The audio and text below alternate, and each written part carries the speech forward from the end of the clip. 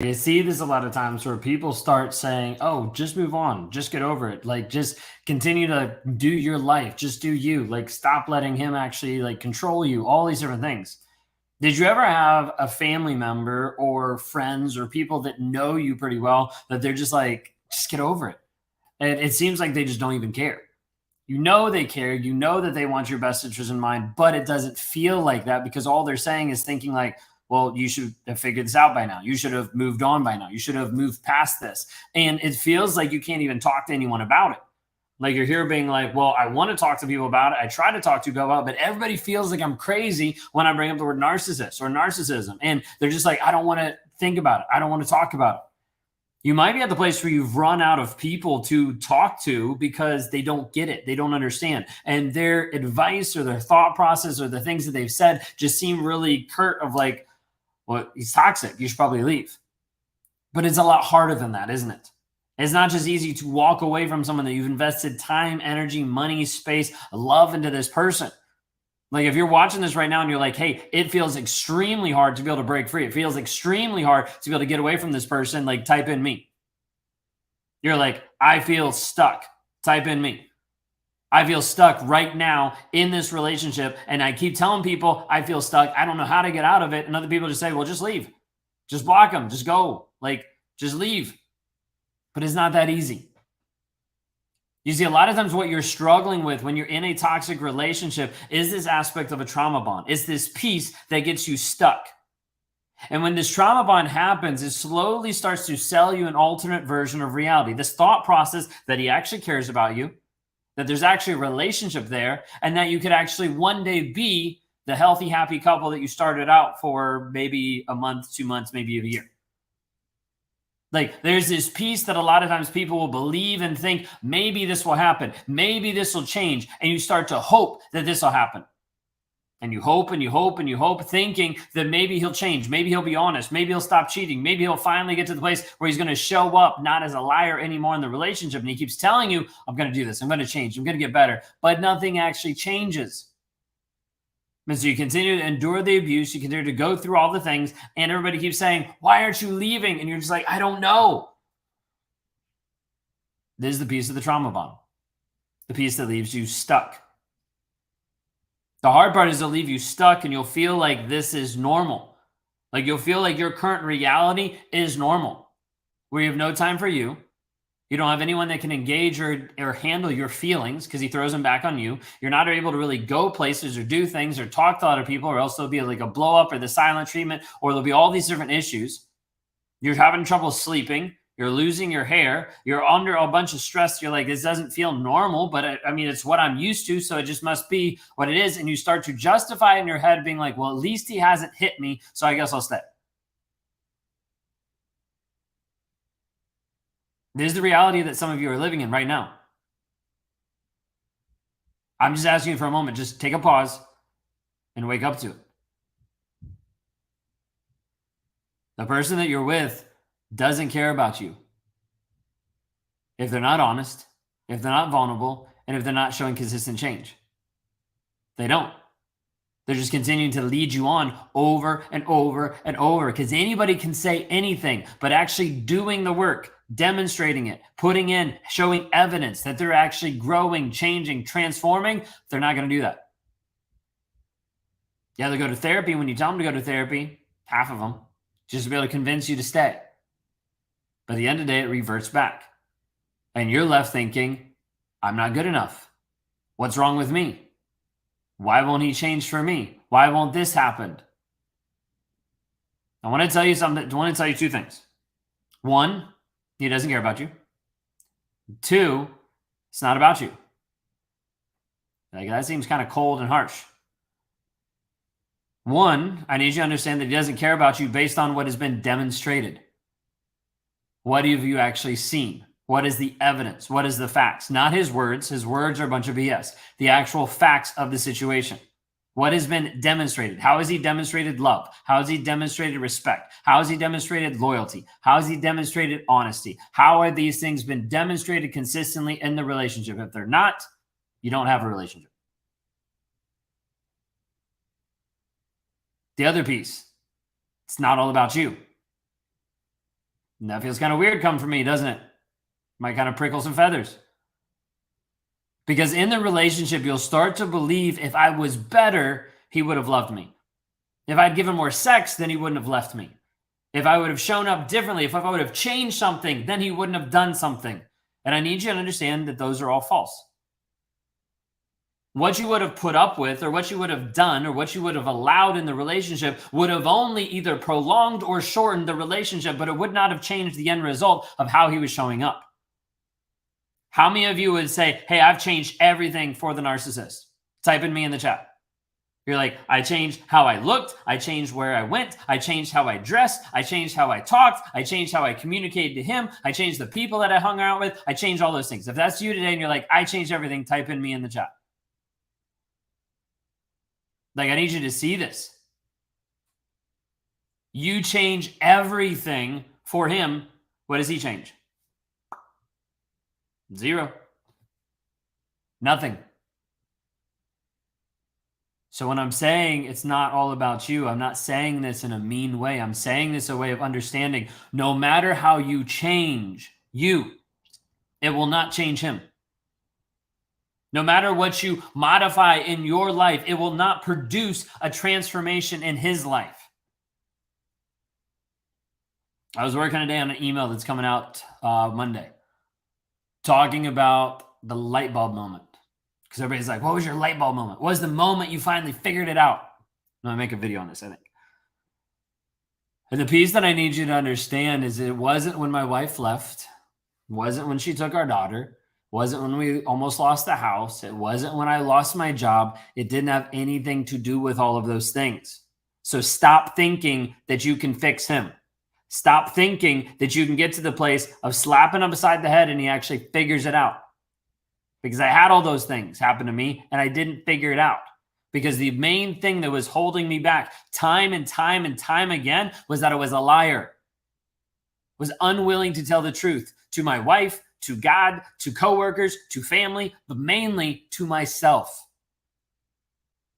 And as a result, I stayed in the same place over and over. No matter what I would say and what I would do, it would all come out the same because I was a liar to myself. No one could change that. No one could modify that. Nothing was enough for anyone to do because I would just continue to show up as a liar over and over and over again. This is a piece you have to understand. In learning about the lies that I believe and learning that my reality was shaped by the things I was telling myself that were false, I had to wrestle with that for months until I got to the place where I had to let go. To let go of the lies that have been controlling me and being in the driver's seat for such a long period of time. To let go and say, I'm no longer going to have the stories, the thought process, the lies, the things in my mind control me and actually show up in a place of honesty and truth. This is what I'm about. This is what I lead. This is how I live. I'm trying to bring you to a place of understanding the truth of the situation. So that's why I said initially, he doesn't care and it's not all about you. Because I'm speaking from a different frame of reality than what most of you come to the table with. I'm speaking from a place of, hey, I understand it from this place. I did not care what happened. I was right. I was good. I was the person. I was the victim. All these things, all these lies had to go into my head. And until I was willing to acknowledge the lies in my life, I would perpetuate the same cycle over and over and over again. So stop thinking that you can change him. Stop thinking that you can make him aware. Stop thinking that it's something you did or didn't do that caused the demise of the relationship. Stop listening to the people that tell you just leave who have no clue how hard it is for you to break free of a trauma bond. That's what we originally started talking about. We got distracted. Okay. At the end of the day, you're going to have people, friends, family members, coworkers that tell you just leave, and it's not that easy. We try to help show a path. We try to help show a way moving forward so that you can be free. It's not easy, but it is a path. It's an opportunity if you want to engage with that. If you want to engage with us in the path that we've made to help you break free of the trauma bond, the rumination, the intrusive thoughts, you can go to claritychallenge.net. It's a path that we've had several hundred people go through over the past couple months and have been breaking free from the bonds that have been holding them hostage. Because we've been able to help them eradicate the lies that have been impressed upon them and the stories that they believe. claritychallenge.net. Okay. What do you tell the narcissist who wants you as a side piece? Well, are you okay with that? If you're not okay with that, then you need to block, ghost, go no contact. She wanted me no contact, so I'm waiting for her to reach out. Is that going to work? I would say if you're trying to get no contact, go no contact. Don't wait for someone else to go no contact. Are you related to Justin? No, I'm not.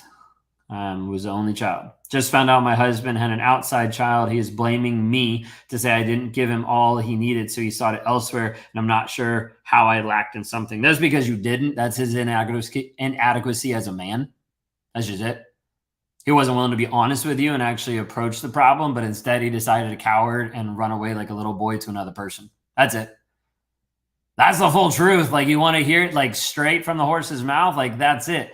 He was a coward. And so as a result, he chose not to show up as an honest man in his relationship. So he went out and got someone else pregnant. That's all it is.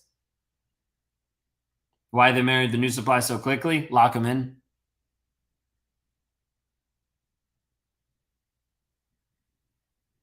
Need help? I can't be the same person. Reach out for help. Do you respond to the family's Hoover? If the family's toxic, no, it's the same thing. He keeps telling me random dry texts. Why? He won't leave me alone. Block him. Like, if he's sending you texts and you're like, I don't like that he's sending me texts, block him. It's not his responsibility to be the bigger person. It's yours to actually focus on your healing. He will still have his side supply. Image to look like a good husband. The truth hurts, but it really does set you free. 100%. What's up, Vicky? It's good to see you. All about image while hiding abusive behavior. 100%. That's all it's about. He never cheated. He left me when I stand for myself and he doesn't hoover me. I have doubt. Maybe I'm the narcissist. Then if you have doubt, reach out. Start looking into it, seeing what is toxic in you that we need to work on. That's it. Most narcissists don't even reach out for help. So reach out, let's start working through what you see and move on from there. Like, if you stood up for yourself and he left, that's not a bad thing. I'd like to see them because I'm afraid he will show up at my house, so I don't block him. If he shows up at your house, call the cops. Otherwise, you're going to keep allowing it. Like, he knows he's going to eventually get through, which is why he keeps doing it. That's all. Why my husband said he feels like he isn't heard when all I did was listen to him and how wonderful he was. Probably because you've told him that you don't feel like he's listened to you, so he's using that to throw it back on you to make you confused and leave you stuck in the relationship. Like projection and mirroring. You're like, I don't really feel like you hear me. And then you sit there and you listen to his hour-long rant, and at the end of it, he's like, you don't even listen to me. You don't even hear me. In reality, all he's doing is taking your words, projecting it back onto you so he can actually show up as a coward and as a person that's not actually willing to change. He hasn't even told anyone around about the outside child and told me I should tell I should tell anyone, including his mom. I shouldn't tell anyone, but I feel as I should tell people. You should tell people. He's just trying to hide it because he's a coward. Why does he keep buying me things when he comes to see the children after accusing me of affecting his mental health and hugging me each time? He's trying to confuse you and keep you in the fog. It'll just keep you stuck.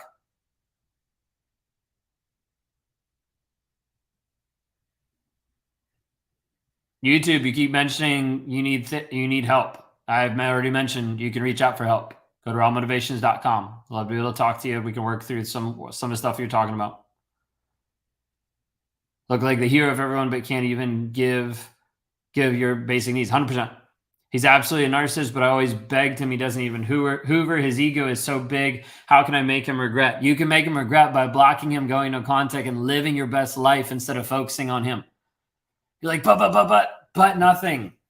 You will waste so much of your time and your God-given a talent to actually be the person that you're called to be by wasting it on an abusive asshole who doesn't give two shits about you. So stop.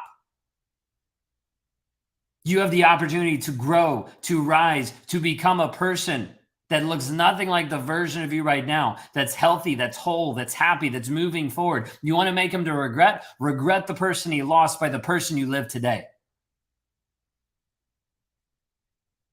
That's big. But if we focus on how do we make him regret, how do we make him feel the pain, how do we make all these kind of things, you will lose your growth and you will lose yourself in the process. I've seen it happen. Totally held my boundaries. He gave me the silent, hostile treatment, kept me out of big parts of his life. Found out he was texting me to come back on his unknown to me girlfriend's birthday. I can't move past it. Reach out for help. We'll love to be able to work with you. Love to be able to help you. Shoot us a DM. We can kind of work through where you are and kind of move forward. Mine says he isn't leaving, wants to start church with me. Caught cheating 4 times. We have kids. In that reality, he's probably not going to leave. You're probably going to have to do it if you get to that place.